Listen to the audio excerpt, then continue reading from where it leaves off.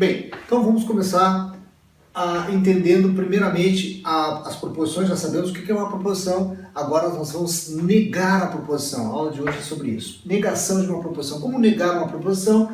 Nós já sabemos que esses símbolos, né, da negação são dois, né? Nós temos esse aqui e esse aqui, então nós podemos negar o P dessa forma ou negar o P dessa forma. Então vamos entender o seguinte, vamos supor que a proposição simples, né, Ana entende de futebol. Depois nós vamos entender o que é a diferença entre uma simples e uma composta. Nós vamos então usar um conectivo para construir uma proposição composta, né, gente? Por exemplo, Ana entende de futebol e Maria entende de balé, por exemplo, né? Então nós colocamos o conectivo e criamos uma conexão aqui entre as duas frases, então originando uma nova proposição composta, tá? Então vamos primeiramente trabalhar e elaborar essa proposição simples aqui. Ana entende de futebol. Proposição simples.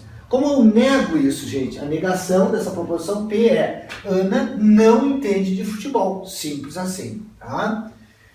Então, na realidade, gente, como eu posso negar, por exemplo, assim, Paulo não entende de futebol. Então, posso negar dizendo que Paulo entende de futebol, certo? É só simplesmente contrariar o que ele diz ali. Bem, na realidade, numa tabela verdade, tá, com apenas uma proposição, nós vamos ter então duas linhas, tá? Nós temos um truquezinho para gerar o número de linhas aqui.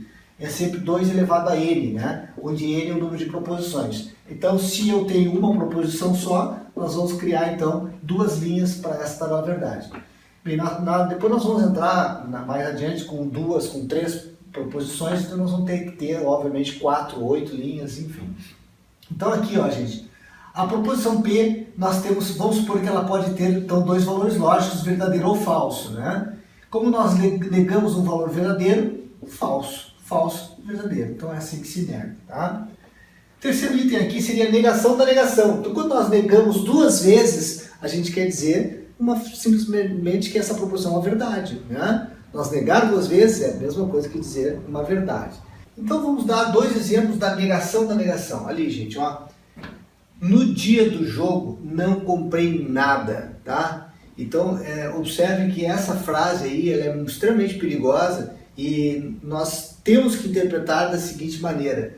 Se no dia do jogo ele não comprou nada, é porque ele comprou, né? Está afirmando que ele comprou. Aqui, por exemplo, ó, não tenho nada a declarar. Tá? Não fui a lugar nenhum. Se tu não foi a lugar nenhum, tu foi a algum lugar. Então sempre quando nós temos aqui o não e o nada, não e nenhum, tu está afirmando que tu fez aquela coisa. Tá? Então se tu não tem nada a declarar é porque tu tem alguma coisa a dizer. Né? Se nós não temos nada a dizer é porque nós temos algo a dizer. Se no dia de jogo não comprei nada é porque eu comprei algo. Tá? Se eu não fui a lugar nenhum, é porque eu fui a algum lugar. Então nós temos que ter um extremo cuidado nessas afirmações aqui, tá bom? Então a negação é exatamente isso. Negar é usar esse símbolozinho aqui numa tabela verdade, ou simplesmente falar ou colocar o contrário do que está sendo dito ali naquela proposição, tá bom? Então vamos dar aqui rapidamente um exemplo de várias situações de negação, tá, gente? Então observem aqui, ó. Como é que eu nego o 9 igual a 5? 9 é diferente de 5. Como é que eu nego 7 é maior do que 4? 7 é menor ou igual a 4. Observem aqui que aqui não tem o igual e aqui deve ter o igual. Quando tiver o igual, eu não coloco na negação o igual. Tá? Aqui, por exemplo, x é menor ou igual a 2. Então lá não pode aparecer. Então tem que trocar, inverter a boca aqui da inigualdade. Né? X tem que ser maior do que 2 sem o sinal do igual.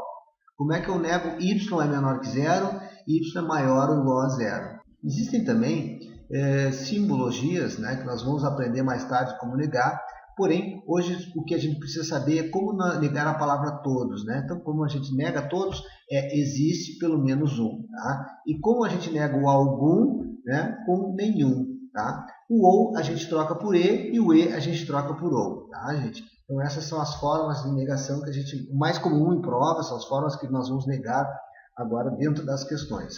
Aqui nós temos uma questãozinha bem simples da ANTAD, diz assim, ó, sabe-se que x é maior que 4 então y é igual a 2. Podemos concluir que, aqui nesse caso, né, gente, nós temos uma questão de negação, tá? Não está explicitamente dito, mas existe uma questão de negação.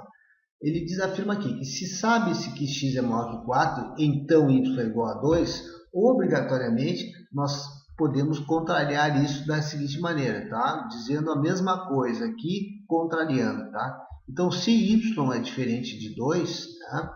Então o x é menor ou igual a 4, porque se isso acontece, isso aqui vai acontecer, ou seja, se x é maior que 4, então y é igual a 2. Agora, se for o contrário, vai acontecer o contrário disso, né? Então, se x for menor ou igual a 4, obviamente o y tem que ser diferente de 2. Então, por isso aqui nós temos a resposta letra D, tá?